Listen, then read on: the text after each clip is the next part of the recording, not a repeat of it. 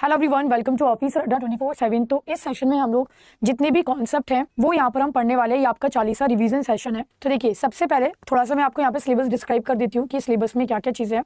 यहाँ पर आपके मॉड्यूल ए में 5 चैप्टर है, यहाँ पे बी में भी 5 चैप्टर है, सी में टोटल 4 चैप्टर है, डी में अगेन 5 चैप्टर है और ई सबसे बड़ा मॉड्यूल है और इसमें आपके टोटल 6 चैप्टर्स हैं। ठीक है, उसके बाद ये 3 बुक्स के नेम है, बहुत ज़्यादा बुक्स के नेम आपके में है नहीं। ठीक है, तो यहाँ पे आपकी 3 बुक्स के नेम है। लीडिंग चेंज जॉन कोटर ने लिखी है, the heart of change John Kotter ने लिखी है।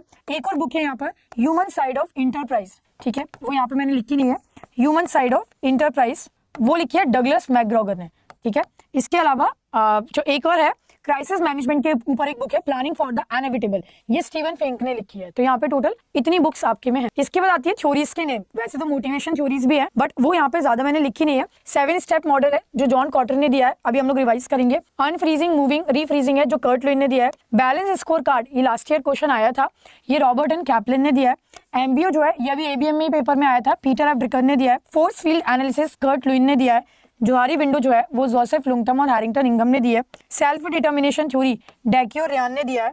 थ्योरी एक्स और थ्योरी वाई डगलस मैकग्रॉगर ने दिया है। Thompson Kilmann टीकेआई। ठीक है, फिर आता है हॉट स्टॉप थ्योरी, ये भी डगलस मैकग्रॉगर ने दिया है। एम्प्लॉय एंगेजमेंट का एक मॉडल है जो शुकेन वॉलर्ड ने दिया है। इसके अलावा क्राइसिस मैनेजमेंट की जो 3 मॉडल हैं, फिंक का, मित्रोफ का और बर्नेट का, वो भी मैं आपको भी रिवाइज कराऊंगी। साथ ही साथ बिजनेस एथिक्स की जो मेन 3 थ्योरी है वो भी अभी हम लोग यहाँ पे देखेंगे। ठीक है, सबसे पहले शुरुआत करते हैं मॉड्यूल ए से। पहला वर्ड है यहाँ पर आपका मून लाइटिंग। देखिए, मून लाइटिंग का मतलब होता है जब भी कोई भी एम्प्लॉय जब भी कोई भी एम्प्लॉय कहीं और जॉब करता है अपने वर्किंग आवर्स के अलावा, आपके एक प्राइमरी एम्प्लॉयमेंट के अलावा अगर आप कहीं और भी जॉब करते हो उसको बोलते हैं मून लाइटिंग। सोशल ऑफिंग या रिंगलमैन इफेक्ट, इसका मतलब होता है कि नॉर्मली जब भी हम किसी ग्रुप में काम करते हैं तो हम लेस एफर्ट लगाते हैं, लेस एफर्ट, इसको सोशल ऑफिंग बोलते हैं। क्योंकि दिखाई नहीं देता, समझ में नहीं आता जब आप एक ग्रुप में होते हो कौन कितना, अगर आप थोड़ा कम भी एफर्ट लगाते हो तो पता नहीं चलता, राइट। इसको हम कई बार रिंगलमैन या सोशल ऑफिंग बोलते हैं। ग्रुप नॉर्म का मतलब होता है रूल रेगुलेशन, जो ग्रुप के रूल रेगुलेशन होते हैं। ठीक है, स्पोकन या unspoken rule, that is the group norms. ठीक है, ऑलवेज हमेशा रिटर्न नहीं होते बट अंडरस्टैंड करने वाले होते हैं। ग्रुप डायनेमिक का मतलब होता है the social process by which people interact and behave in a group environment is called group dynamic. ठीक है, कि एक एनवायरनमेंट में जो एम्प्लॉइज होते हैं ग्रुप में वो कैसे एक दूसरे के साथ इंटरेक्ट करते हैं और बिहेव करते हैं। फिर आता है ग्रुप कोहेसिवनेस। इसका मतलब होता है कि जो ग्रुप मेंबर होते हैं they are always attracted to the group and its goal, right. वो एक ग्रुप में एक दूसरे के साथ कितना अटैच होते हैं। ह्यूमन कैपिटल, ये क्वेश्चन आया था लास्ट ईयर, एबीएम में आया था। ठीक है, बट आपके एचआर इलेक्टिव में भी है। एग्रेरियन इरा में जो मेन प्राइमरी सोर्स है, ठीक है, वो क्या होता है। इंडस्ट्रियल इरा में क्या होता है, नॉलेज इरा में क्या होता है। ठीक है, ऐसा ही क्वेश्चन आपका लास्ट ईयर आया था। तो नॉलेज इरा में जो प्राइमरी सोर्स होता है वो होता है ह्यूमन कैपिटल। ठीक है, और इंडस्ट्रियल इरा में इंडस्ट्रीज, मशीनरी वगैरह। तो ये क्वेश्चन आया था कि नॉलेज इरा का प्राइमरी सोर्स क्या है, ह्यूमन कैपिटल है। ठीक है, ये क्वेश्चन लास्ट ईयर एबीएम में आया था। ऑर्गेनाइजेशन चार्ट का क्या मतलब होता है, it is the representation of the hierarchy, कि कौन किसको रिपोर्ट करेगा। ठीक है, ये इस बारे में होता है। ऑर्गेनाइजेशन स्ट्रक्चर बताता है किसकी क्या रिस्पॉन्सिबिलिटी है, कौन किसको रिपोर्ट करेगा with in the entity. Formal और इनफॉर्मल ऑर्गेनाइजेशन का मतलब होता है, फॉर्मल ऑर्गेनाइजेशन जो होते हैं वहां पे रूल रेगुलेशन जो है वो डिफाइंड होता है, जबकि इनफॉर्मल में कभी भी रूल रेगुलेशन वगैरह डिफाइंड नहीं होते। ठीक है, it is based on the social relationship. Matrix structure जो होता है ऑर्गेनाइजेशन का वो होता है जहां पर हम रिपोर्ट करते हैं मल्टीपल लीडर को। इट इज लाइक अ खिचड़ी जहां पर बहुत मल्टीपल स्ट्रक्चर आते हैं, लाइन भी है, स्टाफ भी है, फॉर्मल भी है, इनफॉर्मल भी है। और एक यहाँ पर यूनिटी ऑफ कमांड का कंप्लीटली वायलेशन होता है। यूनिटी ऑफ कमांड में हम क्या करते हैं, हम एक ही बॉस को रिपोर्ट करते हैं, तो यहाँ पर वो कंप्लीटली वायलेट होता है। वायलेट मतलब क्योंकि यहाँ पर आप मल्टीपल रीडर को रिपोर्ट करते हो, आप एक को कर ही नहीं सकते। ग्रुप डेवलपमेंट की 5 स्टेजेस होती हैं, FSNPA, forming, storming, norming, performing and एडजर्निंग।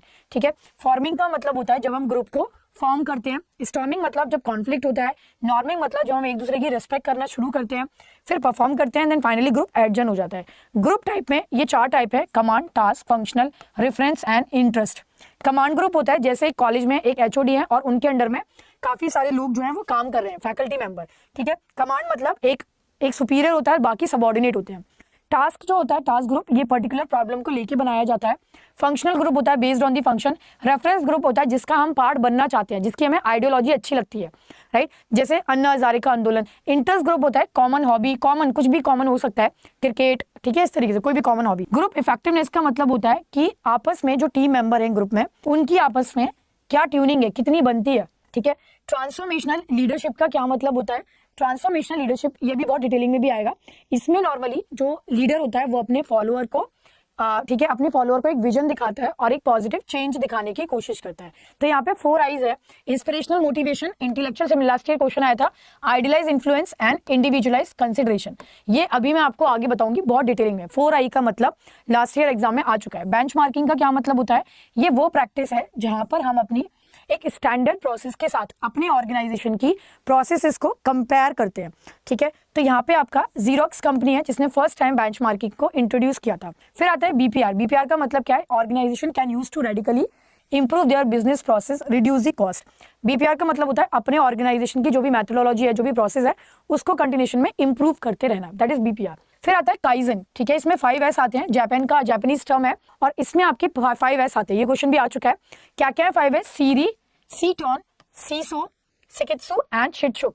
ठीक है, सबसे पहले चीजों की सॉर्टिंग करना, उनको एक क्रम में लगाना, शाइन करना, ब्राइट करना, एक स्टैंडर्ड करना प्रोसेस को, और डिसिप्लिन मेंटेन करना। राइट, तो ये आपको याद होने चाहिए पांचों 5 एस। 6 सिग्मा जो है, 6 sigma last to last year एक केस स्टडी आई थी। यहाँ से केस स्टडी थी आपकी डब्बे वाला, मुंबई डब्बे वाला के ऊपर एक केस स्टडी आई थी। ठीक है, जो आपकी बुक में भी दी हुई है। तो यहाँ पर मोटरोला ने, और ये क्वेश्चन भी आ चुका है कि फर्स्ट इसको किसने यूज किया था? मोटरोला ने इसको फर्स्ट यूज किया था। ये बेसिकली सेट ऑफ मेथोडोलॉजी है या टूल्स है to improve the business process by reducing defect and error, minimising the variation. ठीक है, इसमें हम क्या करते हैं? 6 सिग्मा में 0 डिफेक्ट करने की कोशिश करते हैं। डीमैक का मतलब होता है define the opportunity, measure the performance, analyse, improve the performance and control the performance. ठीक है, so this is the full form of DMAIC. कई बार आ जाता है एग्जाम में। कर्ट लोइन ने अपना मॉडल दिया है अनफ्रीज, मूविंग एंड रीफ्रीजिंग। ठीक है, इसमें इन्होंने 3 स्टेप बताए हैं। सबसे पहले आप पुरानी चीजों को हटाते हो, अनफ्रीज करते हो, ठीक है, एंड क्रिएट करते हो द नीड फॉर चेंज, ये सारी चीजें। फिर आप एक्चुअली में चेंज करते हो, मूव करते हो। ठीक है, so that is communicate, empower, action, ये सब। उसके बाद आता है रीफ्रीज। रीफ्रीज मतलब जो भी नई चीजें होती हैं उनको आप रीइंफोर्स करते हो। ठीक है, रीफ्रीज करते हो वापस सिस्टम में। So that is 3 step process. फिर आता है जॉन कोटर का 8 स्टेप। सबसे पहले हम क्या करते हैं? एक अर्जेंसी क्रिएट करते हैं कि वाई वी रिक्वायर्ड चेंज। उसके बाद हम एक पावरफुल टीम बनाते हैं। फिर हम एक विजन क्रिएट करते हैं, राइट। उस विजन को हम कम्युनिकेट करते हैं अपने टीम मेंबर के साथ। फिर हम एक्शन लेते हैं and we create the quick win. छोटी छोटी हम जो जीत होती है, माइलस्टोन जब हम अचीव करते हैं, उसको सेलिब्रेट करते हैं। Then build on change and finally हम उसको make it the part of the culture, reinforce करके रखते हैं। So these are the 8 step model. Last year case study यहाँ से आ चुकी है, मतलब बहुत इंपॉर्टेंट है ऑफकोर्स। एक्सप्लिसिट और टैकेट नॉलेज में क्या फर्क है? एक्सप्लिसिट नॉलेज जो होता है वो हमेशा फॉर्मल होता है, डॉक्यूमेंटेड होता है, जैसे सर्कुलर पॉलिसीज। टैकेट नॉलेज जो होती है वो आप ऑब्जर्व करके सीखते हो, देख के लोगों को। ठीक है, डिकार का फुल फॉर्म लगभग हर बार आता है। ठीक है, data, information, knowledge, action and result. आपको पूरे डेटा में से पहले इंफॉर्मेशन सेलेक्ट करनी पड़ती है, इंफॉर्मेशन में से नॉलेज, नॉलेज में से एक्शन और एक्शन में से फिर आपको रिजल्ट। हर एक डेटा इंफॉर्मेशन नहीं होता, you have to take out that. ठीक है, कॉर्ड इफेक्ट का मतलब होता है the variation over the time in one or more characteristic. ठीक है, among group of the individual defined by some shared experience such as year or decade of birth, year of specific exposure। तो cohort का मतलब होता है कि normally जब group of individual कोई एक शेयर्ड एक्सपीरियंस शेयर करते हैं, मे बी एक जगह को बिलोंग करते हैं, एक ईयर ऑफ बर्थ जो है वो एक है। ठीक है, that is a cohort effect. फिर आती है लीडरशिप स्टाइल। ये 6 लीडरशिप स्टाइल है, coercive, authoritative, affiliative, democratic, pace setting and coaching. ठीक है, कोअर्सिव में देखिए हम क्या करते हैं, कोअर्सिव लीडरशिप जो होती है इसमें ज्यादातर लीडर जो होता है वो थ्रेटनिंग का यूज करता है, डरा धमका के लोगों से काम कराता है। इसमें इनपुट भी लिए जाते हैं। एफिलिएटिव में एक फ्रेंड की तरह काम करता है, लाइक। ठीक है, डेमोक्रेटिक में पार्टिसिपेशन भी बोलते हैं इसको हम, पार्टिसिपेटिव लीडरशिप, जिसमें कि क्या होता है कि ज्यादातर डेमोक्रेटिक में या पार्टिसिपेटिव में लीडर अपना इनपुट भी लेता है। ठीक है, अपने जूनियर्स का। पेस सेटिंग में क्या होता है, यहाँ पर लीडर एक खुद अपना एक पेस सेट कर देता है। पेस मतलब एक स्टैंडर्ड सेट कर देता है, राइट। तो उस स्टैंडर्ड के अकॉर्डिंग बाकी के जो उसके सबऑर्डिनेट है वो उसको फॉलो करते हैं। वही एक इतना पेस सेट कर देता है कि बाकी को उसके ऊपर ही काम करना पड़ता है। Pace setting. कोचिंग होती है जिसमें हम फॉर्मल ट्रेनिंग देते हैं अपने एम्प्लॉइज को। ठीक है, फिर आता है यहाँ पे ब्लैक एंड माउंटेन की leadership style. Black and mountain ने ये दिया। ठीक है, इसमें ये क्वेश्चन भी लास्ट ईयर आया था, हर बार आता है। इसमें उन्होंने 4 एरियाज बताए हैं, 1191। ठीक है, दिस इज 99 और 19। 11 है जहां पर हम प्रोडक्शन को भी इंपॉर्टेंस नहीं देते और लोगों को भी नहीं देते, मतलब काम को भी नहीं देते और लोगों को भी नहीं देते। इम्पावरिश इसको हम बोलते हैं। कंट्री क्लब में हम लोगों को इंपॉर्टेंस देते हैं बट प्रोडक्शन को नहीं देते। और 9-1 में हम टास्क को इंपॉर्टेंस देते हैं, लोगों को नहीं देते हैं। ये मतलब ये लीडरशिप स्टाइल है। ये एक ऐसा लीडर है जिसे कोई मतलब नहीं है कि उसके एम्प्लॉय क्या कर रहे हैं क्या नहीं कर रहे, उसको बस ये मतलब है कि टास्क कंप्लीट होना चाहिए, उसकी फैमिली में क्या हो रहा है डजंट मैटर। 9-9 क्या होता है, ये वो लीडर होते हैं जो एम्प्लॉय का भी ध्यान रखते हैं और काम का भी ध्यान रखते हैं। तो ये टोटल आपकी 5 लीडरशिप स्टाइल है और ये मिडिल ऑफ द रूट, बीच में कहीं। ठीक है। देन हर्सी एंड ब्लैंचेट ने यहाँ पर हमें दिया leadership style S1, S2, S3 and S4, ठीक है।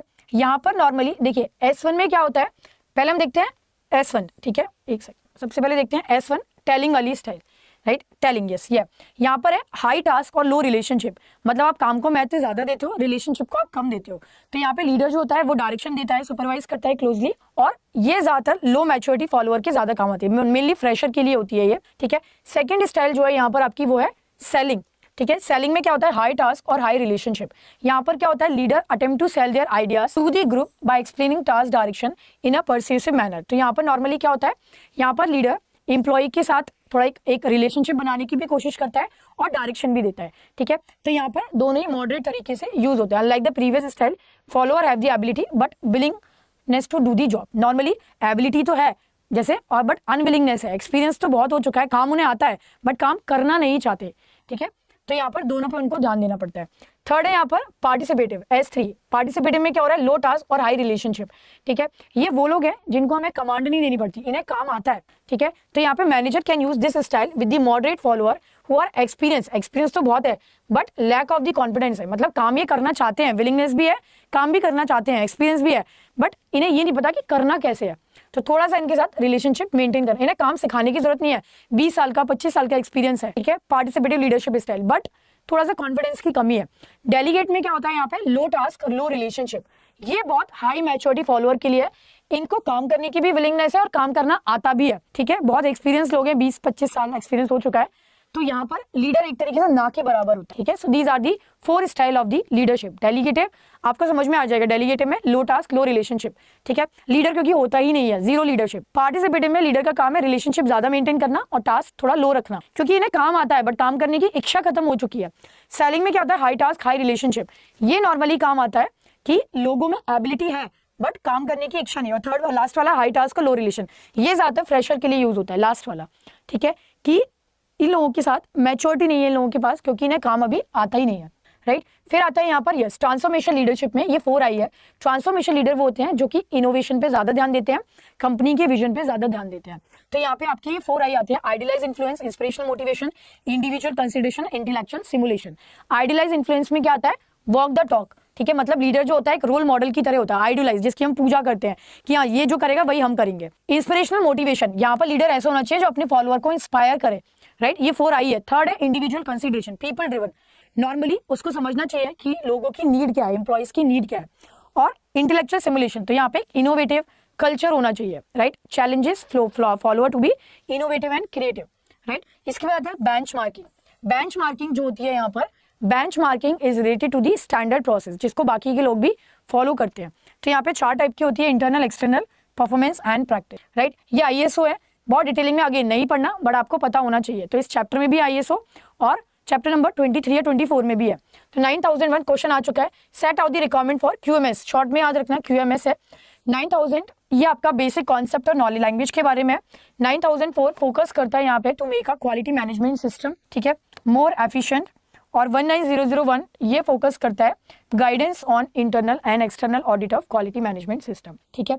अब यहाँ पे आता है 6 सिग्मा। 6 सिग्मा जो होता है ये भी एक जापानीज वर्ड है। इसमें नॉर्मली ये कोशिश की जाती है कि जो एक जीरो डिफेक्ट टाइप, ठीक है।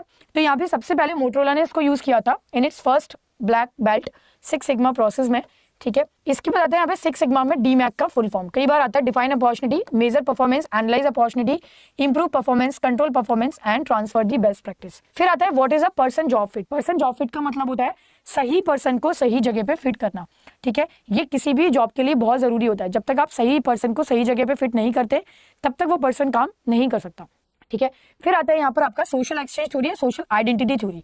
सोशल एक्सचेंज थ्योरी ये कहती है कि हम जब एक सोशल हमारा जो बिहेवियर होता है ना उसमें हम एक दूसरे के फायदे के लिए काम करते हैं, मतलब कुछ फायदा आप मुझे दो, कुछ फायदा मैं आपको दूं, इस तरीके से म्यूचुअल बेनिफिट के लिए। That is a social exchange theory. Social identity theory जो होती है, this is the portion of the individual's self concept drive from the perceived membership in a relevant social group. ये आपको ये बताती है कि इंडिविजुअल का जो सेल्फ कॉन्सेप्ट है वो वहां से निकल के आता है जिस ग्रुप को वो बिलोंग करता है, ठीक है।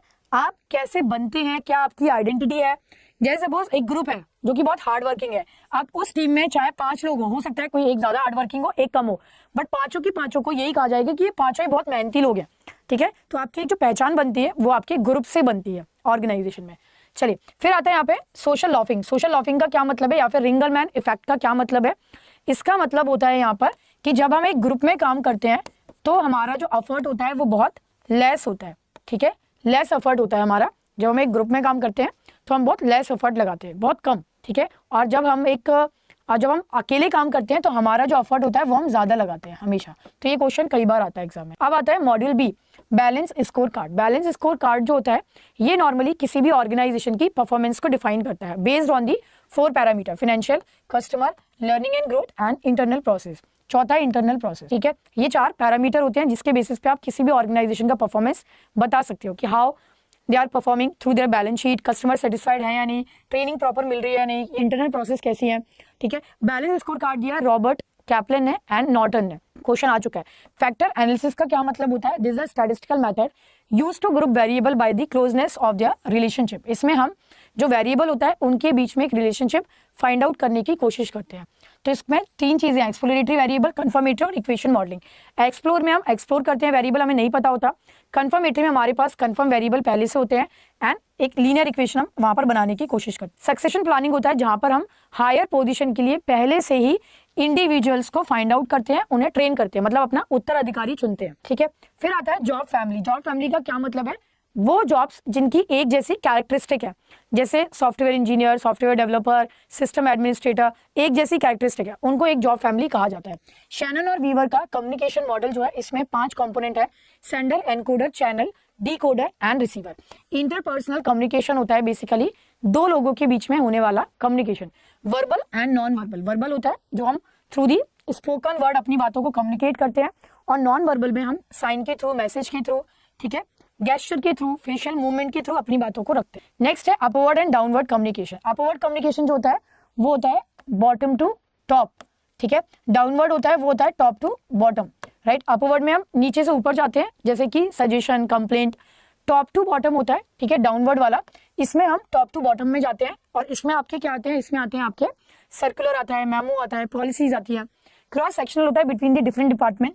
एचआरपी का मतलब होता है जिसमें हम ये फाइंड आउट करते हैं कि हमारे ऑर्गेनाइजेशन की करंट नीड क्या है और फ्यूचर नीड क्या है। तो यहाँ पे कई बार मैनेजर जजमेंट टेक्निक जिसमें top to bottom, bottom to up आता है। डेल्फी टेक्निक का भी यूज करते हैं जिसमें हम ब्रेन स्टॉर्मिंग करते हैं, क्वेश्चनर देते हैं, आइडियाज को जॉट डाउन करते हैं और फिर हम उसको शॉर्टलिस्टेड करते हैं।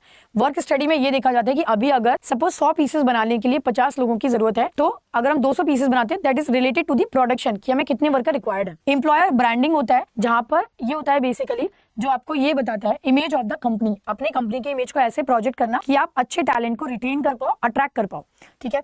Leave it experiment. Communication pattern आते हैं इसमें, सर्कल है, चेन है, व्हील है, वाई नेटवर्क है। देखिए these all are the chain pattern ऐसे होता है। डी ये आपका व्हील पैटर्न है, ठीक है, बीच में ये लीडर है, आसपास ये वाई पैटर्न है and this the circle pattern, ठीक है। So these are the 4 pattern. तो लीव इट आपको बताता है कि कम्युनिकेशन के पैटर्न के बारे में, ठीक है। फिर आता है एट्रिशन या टर्नओवर। इसमें आपका डिक्रीज इन दी नंबर, जब एम्प्लॉय छोड़ के जाते हैं ऑर्गेनाइजेशन को, उसको बोलते हैं एट्रिशन रेट। परफॉर्मेंस अप्रेजल की बहुत सारी मेथड है, पेन पोर्ट्रे है, चेकलिस्ट है, फोर्स डिस्ट्रीब्यूशन है, एमबीओ है, बार से असेसमेंट सेंटर है। पुरानी मेथड आपको पता ही है, force distribution, checklist, pen portrait. नई मेथड में आते हैं एमबीओ, बार्स, 360 डिग्री और असेसमेंट सेंटर। 360 डिग्री में हर कोई आपका अप्रेजल करता है, कस्टमर, सप्लायर। असेसमेंट में जो सेंटर मेथड होती है, यहाँ पर नॉर्मली एक वर्क प्लेस से कहीं और ले जाया जाता है और वहां पर आपका असेसमेंट किया जाता है। एक ऑब्जर्वर होता है जो आपको डिफरेंट एक्सरसाइज देता है। एमबीओ में आप गोल सेटिंग करते हैं अपने मैनेजर के साथ, अगर सपोज आप उनकी उम्मीदों पे खरा नहीं उतरते तो वहां पर आपको, ठीक है, आपको फीडबैक दिया जाता है और आपके नए गोल सेट किए जाते हैं। पेन पोर्ट्रे है, ऐसी चेकलिस्ट है, यस और नो बताता है ये। फोर्स डिस्ट्रीब्यूशन में हमें एक बेल कर्व टाइप का बन जाता है। डीबीएमएस क्या होता है? डीबीएमएस सॉफ्टवेयर सिस्टम है जो कि इन्फॉर्मेशन को स्टोर, रिट्राइव और रन करने के काम आता है। डेटा माइनिंग क्या है? It is the process of sorting through the large data set to identify the pattern and relationship that can help solve business problem through the data analysis, ठीक है। फिर आते हैं मॉड्यूल सी के ऊपर, moment of truth. This is a marketing term, ठीक है। ये बेसिकली वो होता है जब हम किसी ब्रांड से, किसी प्रोडक्ट से इंटरेक्ट करते हैं बार बार, तो कई बार हमारी इमेज जो होती है उसके बारे में बदल जाती है। ये वर्ड वैसे तो पॉजिटिव के लिए ज्यादा यूज होता है, मोमेंट ऑफ ट्रूथ, सच का सामना, बट मतलब इमेज कुछ भी हो सकती है, नेगेटिव में भी बदल सकती है, positive to negative, negative to positive भी, ठीक है। कि सपोज कोई भी अगर प्रोडक्ट है, सर्विस है, जब हम उसको बार बार यूज करते हैं तो कई बार हमारी जो इमेज है दिमाग में वो बदल जाती है। These are the 4 outcome project के। अर्ली टर्मिनेशन होता है जब प्रोजेक्ट आपका बिल्कुल अर्ली स्टेज पर ही डिसकंटिन्यूड हो जाता है, ठीक है। ऑफ द ग्राउंड, ऊपर भी नहीं जा पाता, अर्ली टर्मिनेशन। मेल्ट डाउन होता है जब एक्चुअली कंटिन्यू होता है, स्टार्ट होता है, अनाउंस होता है, डिसकंटिन्यूड हो जाता है because of may be resources नहीं होते, एक्टिविटी नहीं होती। इंस्टॉलेशन क्या होता है, प्रोजेक्ट शुरू होता है, कंप्लीट भी हो जाता है, बट जो आपका अल्टीमेट ऑब्जेक्टिव है वो आप अचीव नहीं कर पाते। और रियलाइजेशन होता है that when the key purpose for an initiative, for example confirm cost saving, ठीक है, is actually achieved only when installation has taken place or the necessary element, ठीक है।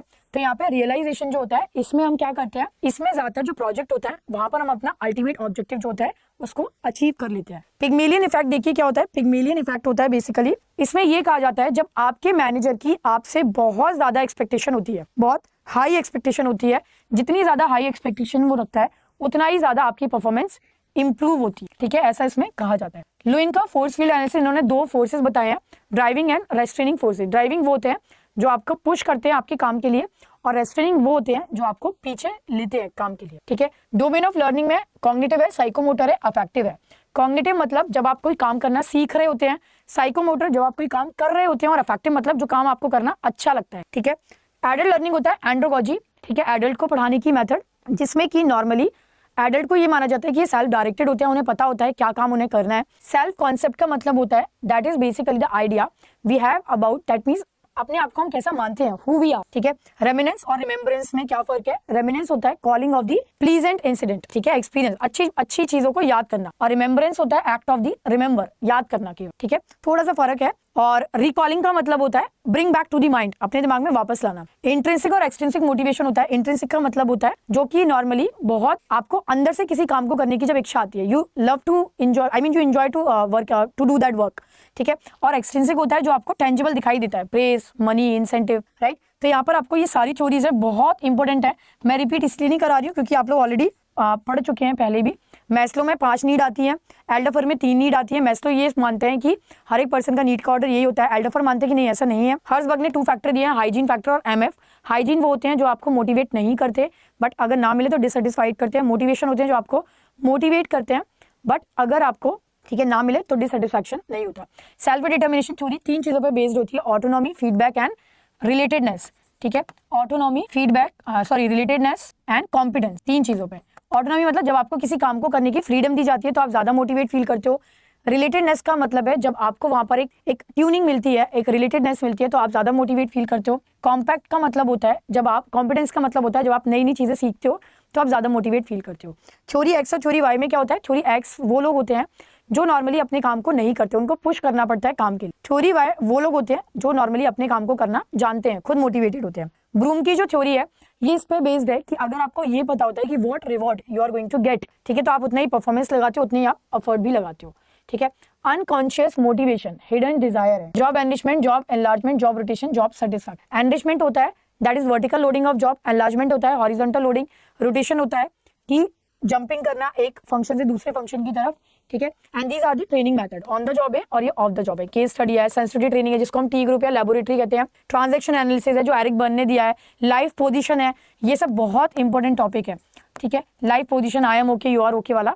ट्रांजैक्शन एनालिसिस आपने पढ़ा है ऑलरेडी। मेंटोरिंग है, अंडर स्टडी है, ये सब on the job method. Under study में हम क्या करते हैं, अंडर स्टडी में हम नॉर्मली सीनियर पोजीशन के लिए मेथड यूज होती है जिसमें एक सीनियर जब रिटायर होने वाला होता है तो उसके जो इमीडिएट जूनियर होते हैं बिल्कुल एकदम, वो उनके साथ साथ हमेशा रहते हैं और काम सीखते हैं। हीडोनिज्म, हीडोनिज्म का मतलब होता है कि हम हमेशा लाइफ में उन चीजों को प्रायोरिटाइज करते हैं जो हमें प्लेजर देती है, खुशी देती है। ये ग्रीक वर्ड है और इसका मतलब होता है प्लेजर। डेमोग्राफिक डिविडेंड क्या है, it is the potential of the economy for economic growth due to a change in the population's age in country as the share of working age population is more than the non working age. Demographic dividend होता है कि हमारी economy की जो change होती है वो population की वजह से होती है। अगर देखिए वर्किंग लोग ज्यादा है तो डेफिनेटली इकोनॉमी ज्यादा अच्छे से काम करेगी और ये इंडिया की खासियत भी है। इंडिया में वर्किंग लोग ज्यादा है नॉन वर्किंग से, यंग लोग ज्यादा है, ठीक है। ROI ट्रेनिंग का this is the formula, benefit निकालते हैं, कॉस्ट होती है divided by cost into 100, this is the formula to identify the ROI in training. ये कुछ गवर्नमेंट स्कीम है ट्रेनिंग की, ठीक है। पहली स्कीम है यहाँ पे first ever Indian institute of skill. Last year काफी क्वेश्चन यहाँ से आ चुके हैं। 19 दिसंबर 2016 को ये स्कीम लॉन्च हुई थी। प्राइम मिनिस्टर नरेंद्र मोदी ने इसको फाउंडेशन करा था। और सबसे पहले ये IAS कानपुर में लॉन्च हुई थी, ठीक है।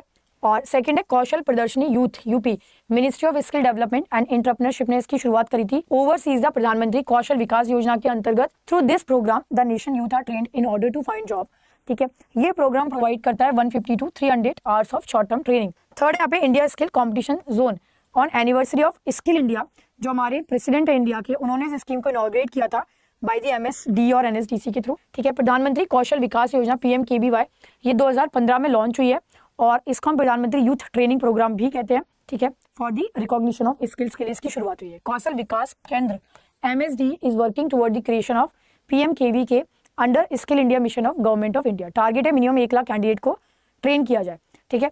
NAPS का फुल फॉर्म है national apprentice promotion scheme, right. तो इसका मतलब है NAPS is a new scheme of government of India to promote apprenticeship training and increase engagement of apprentice. Director general of training MSD, यहाँ पर क्या होता है एकेडमिक इक्विवेलेंस ऑफ दी, इसकी ITI के बराबर एकेडमिक इंपोर्टेंस है और ये ministry of human resource development के अंतर्गत आती है। उन्होंने एक MOU साइन किया है कि जो ये क्वालिफिकेशन देंगे that is equivalent to ITI, ठीक है। ज़ुआरी विंडो जोसेफ लुंगटम और हैरिंगटन इंगम ने दी है। 4 एरियाज आते हैं इसमें।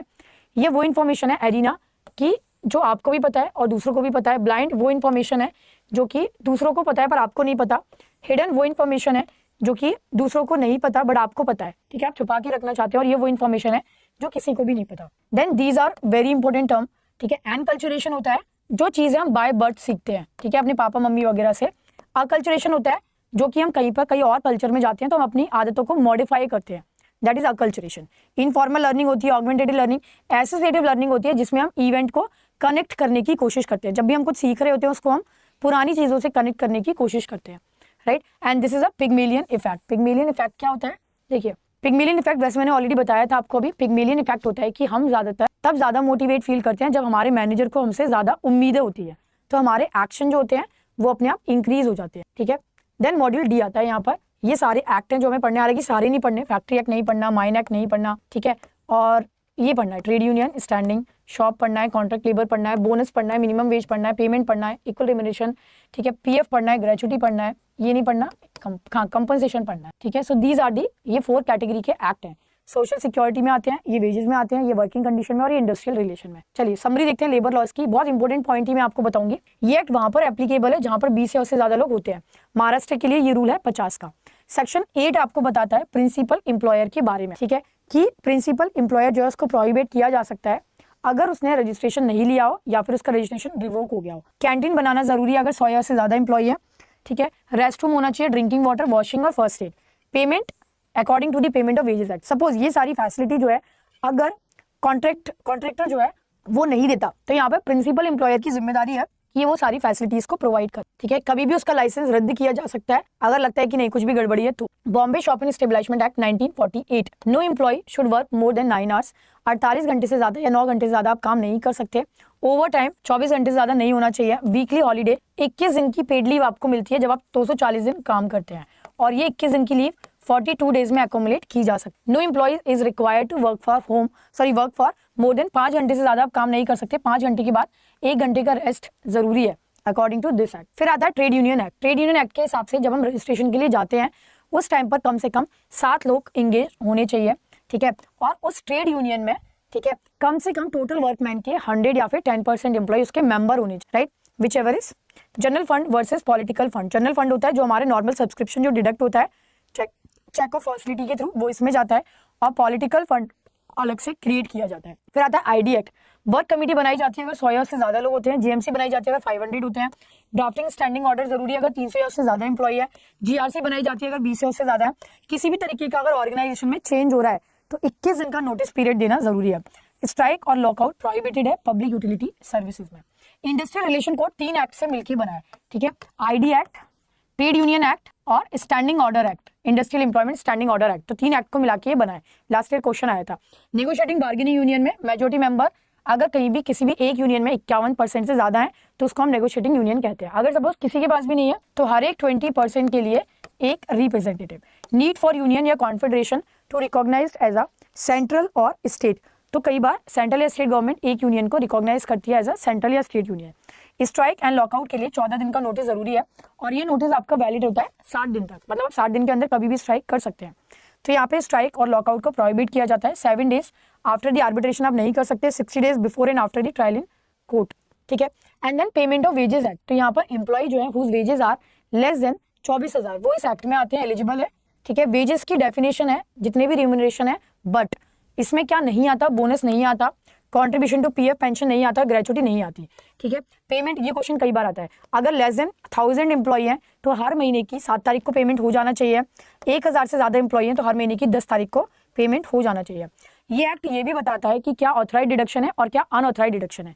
तो जो फाइन है, डिडक्शन ऑफ एब्सेंस है, डिडक्शन ऑफ डैमेज है, लॉस है, एचआर है, रिकवरी ऑफ, ठीक है, and then recovery of advance है, ओवर पेमेंट है, रिकवरी ऑफ लोन है, आईटी डिडक्शन है, एलआईसी प्रीमियम है, ये सब ऑथराइज है। अगर कोई भी 10 या उससे ज्यादा एम्प्लॉय विदाउट नोटिस छुट्टी पे रहते हैं तो 8 दिन की डिडक्शन की जा सकती है। मिनिमम वेजेस एक्ट आपको बताता है कि कम से कम इतनी सैलरी जो है वो एम्प्लॉयज को आपको देनी पड़ेगी, ठीक है। बट इसमें ये सारी चीजें नहीं आती, सप्लाई ऑफ लाइट, वाटर ये सब नहीं आता वेज की definition. Payment of bonus act वहां एप्लीकेबल है जहाँ 20 या उससे ज्यादा लोग हैं। एलिजिबिलिटी की लिमिट जो है 21,000 है, पर वेज सीलिंग 7,000 है। मतलब अगर मेरी सैलरी 6,000 है तो मैं एलिजिबल तो हूँ, पर मुझे जो बोनस मिलेगा वो मुझे 6,000 पे मिलेगा। अगर सपोज मेरी सैलरी 10,000 है तो मैं एलिजिबल तो हूँ, पर मुझे जो वेज मिलेगा वो 7,000 के हिसाब से मिलेगा, सीलिंग 7, और कम से कम आपने 30 दिन काम किया हो। सेट ऑन और सेट ऑफ का मतलब क्या होता है? सेट ऑन एक हैप्पी सिचुएशन है जहां पर अगर हम, ठीक है, मैक्सिमम बोनस भी देते हैं तब भी हमारे पास इतना पैसा होता है कि हम उसको नेक्स्ट ईयर के लिए कैरी फॉरवर्ड कर पाए। सेट ऑफ जो है वो थोड़ी दुखी वाली सिचुएशन है कि हमारे पास अगर हम मिनिमम बोनस भी देते हैं तो हमारे पास कुछ नहीं बचता नेक्स्ट ईयर पे कैरी फॉरवर्ड करने के लिए। मिनिमम बोनस 8.33 होता है या फिर 100 rupees, whichever is higher.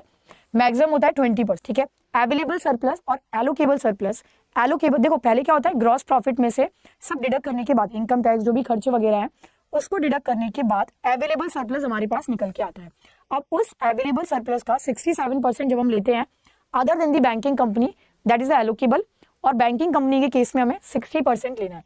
Bonus आपका 8 महीने, बोनस आपका एलोकेबल सरप्लस में से पेड होता है। Bonus should be paid with in 8 months from the close of the accounting year, ठीक है। जब अकाउंटिंग ईयर क्लोज हो रहा है 31 मार्च को, तो कम से कम आपका 8 महीने के अंदर अंदर मिल जाना चाहिए। इक्वल रिम्यूनरेशन का मतलब होता है यहाँ पर मैन एंड वुमेन को बराबर सैलरी, बराबर प्रमोशन, बराबर कंडीशन ऑफ सर्विस, अगर वो बराबर काम करें तो सब कुछ बराबर होना चाहिए। 1976 में आया था ये।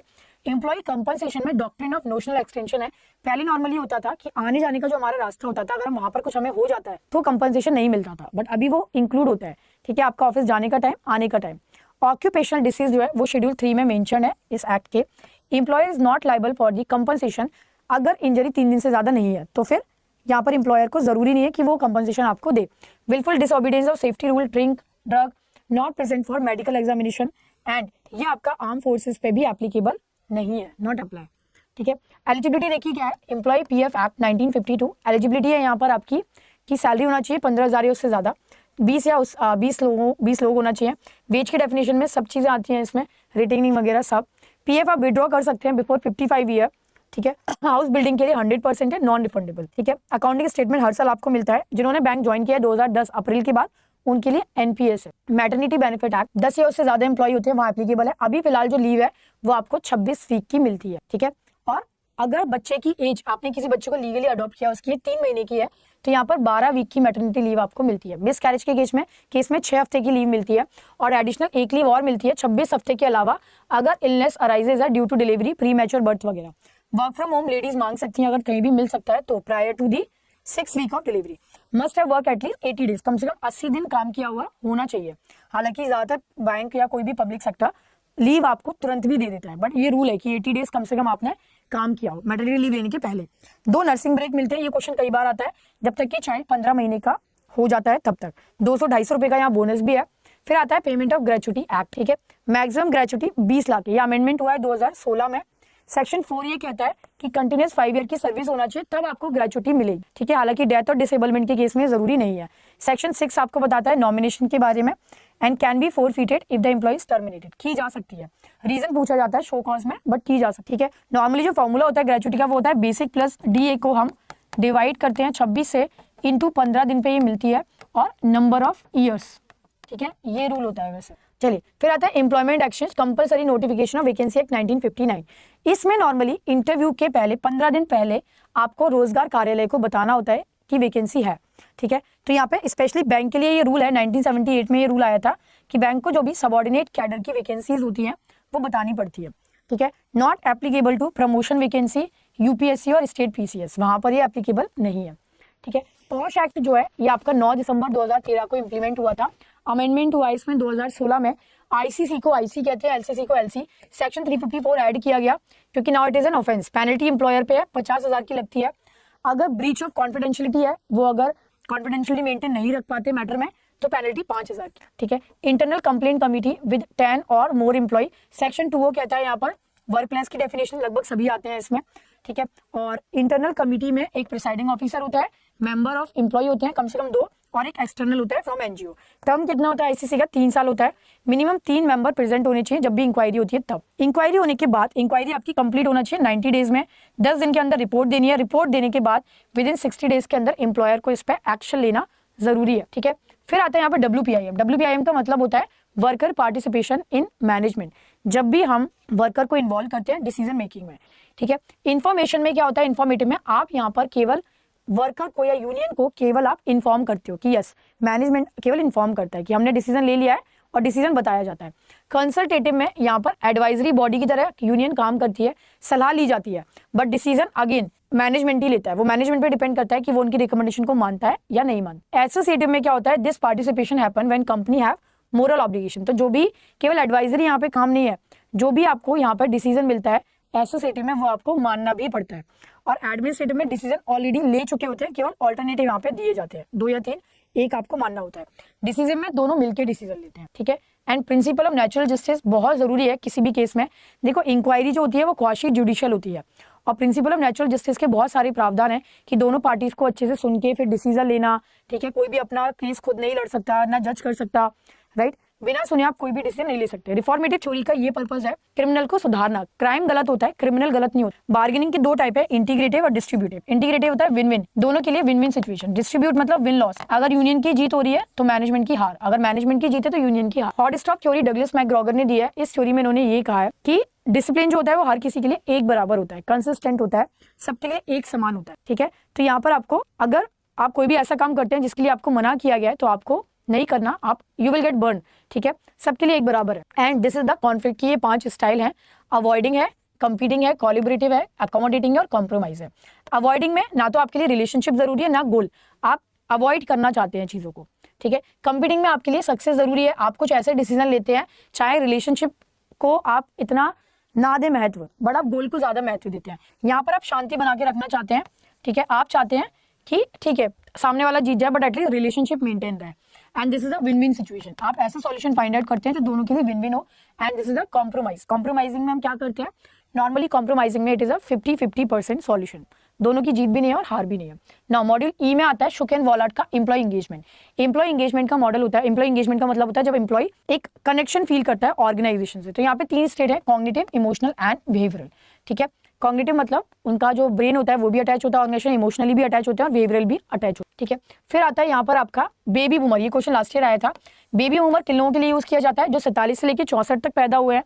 जनरेशन एक्स वर्ड यूज किया जाता है जो 65 से 81 तक पैदा हुए हैं, और जनरेशन वाई होते हैं 82 से 2001। इसके बाद वाले लोग जनरेशन जी कहलाते हैं। Reverse monitoring, type of mentoring, reverse mentoring, जहां पर जूनियर एम्प्लॉय जो होते हैं वो अपने सीनियर को सिखाते हैं। In turn the senior employ provide the guidance in term of direction, work role and career path, ठीक है। Reverse mentoring. फिर आता है यहाँ पर you work and open to you. दोनों पे बहुत क्वेश्चन आए थे लास्ट ईयर। हिंदुस्तान यूनिलीवर ने 2 स्कीम की शुरुआत की है, you work and open to you. दोनों ही मॉडल फ्लेक्सिबल वर्क अरेंजमेंट को लेके है। यू वर्क परमानेंट एम्प्लॉय को लेके है। सपोज मेरा टाइमिंग है 9 to 5, मैं नहीं आ सकती 9 to 5, मैं 8 to 4 के लिए ज्यादा कंफर्टेबल हूँ, तो ये फ्लेक्सिबिलिटी मुझे दी जाती है, ठीक है ना। यू वर्क होता है परमानेंट एम्प्लॉय के लिए, flexible way to getting the work, financial security आपके पास बनी रहती है, retirement, medical benefit. Open to you है for gig worker. Gig worker मतलब कॉन्ट्रैक्चुअल वर्कर के लिए जो कंपनी के साथ एम्प्लॉयड नहीं है, तो यहाँ पर आपका काम भी बना रहता है, डिफरेंट असाइनमेंट प्रोजेक्ट आपको मिलते रहते हैं टाइम टू टाइम। फ्लेक्सिक्यूरिटी इस वर्ड का मतलब होता है फ्लेक्सिबल प्लस सिक्योरिटी, मतलब जॉब सिक्योरिटी भी बनी हुई है और टाइमिंग भी फ्लेक्सिबल है, आप अपने हिसाब से काम कर रहे हो, है ना। मेयर एक्सपोजर इफेक्ट का मतलब होता है जिन चीजों को हम ज्यादा रिपीट करते हैं, ज्यादा फैमिलियर होते हैं, वो चीजें हमें ज्यादा पसंद आती है, ठीक है। Familiar stranger effect occurs when we repeatedly encounter the people, ठीक है, राइट। तो हम उन लोगों को ज्यादा पसंद करते हैं जिनसे हम ज्यादा मिलते जुलते हैं, मेयर एक्सपोजर। नेक्स्ट यहाँ पे 3 पिलर और सस्टेनेबिलिटी। सस्टेनेबिलिटी मतलब अपने स्टेक होल्डर को लॉन्ग टर्म के लिए बना के रखना, टिका के रखना, ठीक है। तो यहाँ पे आता है एनवायरमेंट पिलर। आपका ऑर्गेनाइजेशन पहले तो एनवायरमेंट के बारे में ध्यान देना, प्रॉफिट भी अर्न करना है, मतलब बहुत ज्यादा प्राइस भी नहीं होना चाहिए, बहुत कम भी नहीं होना चाहिए, और सोसाइटी के बारे में भी सोचना। तो यहाँ पे आते हैं सस्टेनेबल एचआरएम के 4 form. Socially responsible green HRM. Green HRM होता है जहाँ पर हम एनवायरमेंट का ध्यान रखते हैं, जैसे पेपरलेस रिक्रूटमेंट, ठीक है, इस तरीके की चीजें। सोशली रिस्पॉन्सिबल में हम क्या करते हैं, हम यहाँ पर सोसाइटी का ध्यान रखते हैं, जैसे पैटर्निटी लीव, हम ये ध्यान रखते हैं कि एम्प्लॉय या सोसाइटी को क्या जरूरत है। ट्रिपल बॉटम होता है जहाँ पर हम फाइनेंशियल, सोशल एंड एनवायरमेंट तीनों के बारे में सोचते हैं, ठीक है। 4 P's, people, planet and prosperity, 3 P, right. फिर होता है कॉमन गुड एचआरएम। इसमें हम क्या करते हैं, committed to the more social cohesion and HR practice of participation, mutuality and cooperation. तो यहाँ पर हम क्या ध्यान देते हैं, यहाँ पर हम ये ध्यान देते हैं कि एक ऑर्गेनाइजेशन में एक टीम वर्क बना रहे, टीम बिल्डिंग एक्सरसाइज करवाना, एम्प्लॉय एंगेजमेंट एक्सरसाइज करवाना, these all are the part of common good HRM. ये 3 IAS हैं जो आपको याद रखने हैं। 14,000 जो है ये आपका एम्प्लॉय मैनेजमेंट रिपोर्टिंग के बारे में है, 14,001 की परफॉर्मेंस KPI के बारे में है, 14,004 आपका एडिशनल गाइडलाइन के बारे में है, ठीक है। तो थोड़ा थोड़ा याद कर लेना एटलीस्ट। फिर आता है HR एनालिटिक, राइट। वैसे इसमें 4 पार्ट होते हैं पर आपकी बुक में केवल 3 ही दिए हैं। सबसे पहले जैसे बिजनेस एनालिटिक हमने ABFM में पढ़ा था, तो लास्ट ईयर इस पे केस स्टडी आ चुकी है HR इलेक्टिव में। पहला होता है डिस्क्रिप्टिव एनालिसिस। इसका मतलब क्या होता है, ये पता करना कि एक्चुअल में क्या हुआ है, व्हाट हैपेंड, ठीक है। प्रेडिक्टिव में हम क्या करते हैं, ये पता करते हैं व्हाट विल हैपन। पहले हमने प्रॉब्लम आइडेंटिफाई की, अगर हमने प्रॉब्लम को रिजॉल्व नहीं किया तो फ्यूचर में क्या हो सकता है। और प्रिस्क्रिप्टिव का मतलब होता है कि हम इस प्रॉब्लम को कैसे आगे बढ़ने से रोक सकते हैं, इलाज, ठीक है। फिर आता है यहाँ पे एंटरप्रेन्योर। HR एंटरप्रेन्योर का मतलब होता है जो कि नए नए प्रोडक्ट वगैरह को सेट करता है, स्टार्ट करता है, ठीक है। 3 चीजों पे बेस्ड है, innovative, risk taking ability and proactiveness. Innovativeness का मतलब है यहाँ पे कि हम यहाँ पे ये सोचते हैं कि एक HR एंटरप्रेन्योर का काम होता है नई नई चीजों को इनिशिएट करना, ठीक है। And ability and willingness to deal with the risk, proactiveness रखना, ठीक है, पहले से ही चीजों को एंटीसिपेट करना। तो ये HR एंटरप्रेन्योर का काम है। 4 लेवल ऑफ अनसर्टेनिटी है ये, ठीक है। पहली है जहां पर हमारे पास एक क्लियर फ्यूचर होता है। लेवल 2 है जहां पर हमारे पास क्लियर तो नहीं है बट हाँ एटलीस्ट ऑप्शन है। यहाँ पर हमारे पास एक रेंज है और यहाँ पर हमारे पास बिल्कुल सब कुछ धुंधला है, ठीक है, हमें कुछ भी नहीं पता, कंप्लीट एम्बिग्यूटी। फिर आता है बुका का full form, volatile, uncertainty, complex, ambiguous, याद रखना है, एग्जाम में आ सकता है। बानी का फुल फॉर्म, ठीक है, brittle, anxious, non linear and incomprehensible. Brittle का मतलब है कि आप कितने ज्यादा इजीली ब्रेकेबल है, वल्नरेबल है। एंशियस का मतलब है लॉस ऑफ कंट्रोल, कितनी जल्दी चिंतित हो जाते हैं। नॉन लीनियर है, फिर इनकॉम्प्रिहेंसिबल है, मतलब अनसर्टेनिटी है, कॉज ऑफ इफेक्ट आपको नहीं पता और हर चीज आपको धुंधली है, एम्बिग्यूटी है कंप्लीटली, ठीक है। फिर आता है क्राइसिस मैनेजमेंट के 3 मॉडल। ये फिंक का मॉडल, इसमें 4 स्टेजेस हैं। पहली है प्रोड्रोमल, प्रोड्रोमल जहां पर हमको अर्ली साइन रियलाइज होता है। फिर आती है एक्यूट, एक्यूट है जहां पर एक्चुअली क्राइसिस हो चुका होता है, ठीक है। फिर आती है यहाँ पर क्रॉनिक और लास्ट है रिजोल्यूशन। क्रॉनिक में हम क्या करते हैं, क्रॉनिक में हम ये देखते हैं आफ्टर रिकवरी कि एक्चुअली में क्राइसिस हो चुका है, बस हम रिकवरी करते हैं। और रिजोल्यूशन में हम क्या करते हैं, रिजोल्यूशन में हम चीजों को, ठीक है, ये फाइंड आउट करते हैं, मतलब कि आगे से वो ना हो, रिजोल्यूशन फाइंड आउट करते हैं। तो यहाँ पे दीज आर दी 4 स्टेजेस। एक बुक है crisis management planning for inevitable, याद रखिएगा, नाम शायद आ सकता है। बर्नेट का मॉडल है, इसमें इन्होंने 4 थ्रेट के बारे में बताया है, time pressure, control pressure and threat और रिस्पॉन्स। तो ये 4 प्रॉब्लम इन्होंने बताई है जो हमें हो सकती है, बट इन्होंने उसके लिए इन क्राइसिस के लिए सॉल्यूशन भी बताया है। पहला सॉल्यूशन है कि गोल को प्रिपेयर करिए, एनवायरमेंटल एनालिसिस करिए, स्ट्रेटजी फॉर्मुलेट करिए, स्ट्रेटजी को इवैल्यूएट करिए, इंप्लीमेंट करिए और स्ट्रेटजी को कंट्रोल करिए, ठीक है। पहले गोल बनाना है, एनवायरमेंटल जो हमने प्लानिंग में पढ़ा था, एनवायरमेंटल को एनालिसिस करना है, ठीक है। फिर यहाँ पर आपको स्ट्रेटजी फॉर्मुलेट करनी है, इवैल्यूएट करनी है। ये मॉडल थोड़ा सा बेटर है क्योंकि इसमें इन्होंने प्रॉब्लम भी बताई है और सॉल्यूशन भी बताया है, ठीक है। मित्रोव का मॉडल है सिग्नल डिटेक्शन। ये कुछ आपका प्रोड्रोमल स्टेज है, फिंक की प्रोड्रोमल, बट फिंक ने ये नहीं बताया कि जब अर्ली साइन हमें किसी भी क्राइसिस का मिलता है तो क्या हम उसको वहीं पर रोक सकते हैं। ये इन्होंने बताया मित्रोव ने कि यस, अर्ली साइन को अगर आप वहीं पर रोक दोगे तो आगे चीजें बढ़ेंगी ही नहीं, ठीक है। यहाँ पर आप डैमेज को कंट्रोल करते हो, रिकवर करते हो और नो फॉल्ट लर्निंग कि आगे से वो ना हो, रिजोल्यूशन वाली स्टेज, ठीक है। फिर आता है यहाँ पर आपका 3 थ्योरीज है बिजनेस एथिक्स की जो बहुत इंपॉर्टेंट है। पहली थ्योरी है यहाँ पर milky theory, milky utilitarian theory, जो कि बेस्ड है कॉन्सिक्वेंसेस पे। अगर आप कोई भी काम करते हैं, अगर वो काम करने से आपको खुशी मिलती है मतलब वो काम अच्छा है, और अगर आपको जो काम करने से दुख मिलता है तो मतलब वो काम बुरा है। ये फिर आती है यहाँ पर कांत की थ्योरी। कांत ने यहाँ पर डियोंटोलॉजिकल पे ज्यादा फोकस किया है, ड्यूटीज के ऊपर, कि अपना काम करो, फल की इच्छा मत रखो, ठीक है। अगर आपका काम भले ही सही है बुरा, जो भी आपका काम है वो आप करो, परिणाम कुछ भी हो डोंट बॉदर, ठीक है, आपको चिंता करने की जरूरत नहीं है। आप डॉक्टर हो, अगर कोई मरीज आपका 5 दिन बाद मरने वाला है तो उसको बता दो कि भाई तुम मरने वाले हो, ठीक है, फोकस ऑन दी ड्यूटीज। तो काफी ड्रॉबैक है इनकी चोरी में, खैर, क्योंकि इन्होंने ये नहीं बताया कि ऐसा जब कॉन्फ्लिक्ट होता है ड्यूटीज में तो हमें क्या करना चाहिए। जबकि अरस्तु ने क्या बताया है, अरस्तु ने यहाँ पर वर्चुअल एथिक्स बताया, फोकस ऑन दी कैरेक्टर, कि अगर कोई अच्छा व्यक्ति है तो वो हमेशा मोरल स्टैंडर्ड को फॉलो करेगा, वर्च्यू एथिक्स को फॉलो करेगा। तो अगर वो अच्छा व्यक्ति है तो वो अपने आप ही फॉलो करेगा, है ना। तो उन्होंने मैन ऑफ द कैरेक्टर के बारे में बताया, मतलब इनका जो फोकस है वो कैरेक्टर के ऊपर है, इनका ड्यूटी के ऊपर और इनका कॉन्सिक्वेंसेस के ऊपर, राइट। तो यहाँ पर ये मिल की चोरी है, pleasure and freedom from pain, ठीक है। कांत की चोरी है क्योंकि इन्होंने इस पे ड्यूटी पे ज्यादा फोकस किया है, राइट। और ये आपका कैरोल पिरामिड है, कैरोल का CSR पिरामिड, जो कि बहुत इंपॉर्टेंट है, लास्ट ईयर आया था। कैरोल ने 4 पैरामीटर बताए हैं। पहला इकोनॉमिक रिस्पॉन्सिबिलिटी, लीगल, एथिकल और फिलैंथ्रोपिक। जब भी आप कोई CSR एक्टिविटी करते हैं तो आपको चारों पे ध्यान देना है। इकोनॉमिक पे ऊपर मतलब प्रॉफिटेबल होना चाहिए, ठीक है। लीगल मतलब लॉ को पालन करना है, एथिक्स का पालन करना है और लोगों की भलाई के लिए काम करना है।